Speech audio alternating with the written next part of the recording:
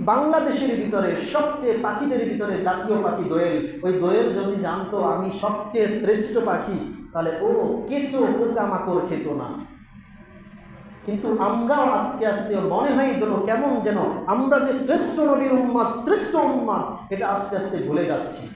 এজন্য আমাদের নবীর উপর কাউসার নাজিল হয়েছে। এই কাউসার নাজিল হওয়ার কারণে তিনি সম্মানিত হয়েছেন, আমরা উম্মতরাও সম্মানিত হয়েছি। এই কাউসারের আর এক অর্থ হচ্ছে আল কোরআন। কি বলেন? আল কোরআন। এই আল কোরআন সম্মানিত। কেমন সম্মানিত? এই আল কোরআন কোনো ব্যক্তি যদি তিলাওয়াত করে, পাঠ করে, তাহলে স্বয়ং আল্লাহর সাথে কথা বলা হয়ে যায়। বলেন না সুবহানাল্লাহ। যেমন একটা ইবারতে এমন এসেছে, ওয়ামান আরাদা আইয়াসমাআ কালামাল্লাহি ফিদ দুনিয়া, কোনো ব্যক্তি যদি আল্লাহর কথাগুলো শুনতে চায়, ফায়াকরাউল কুরআনিল মাজিদ, সেজন্য কোরআন মাজিদ তেলাওয়াত করে। বলেন না সুবহানাল্লাহ।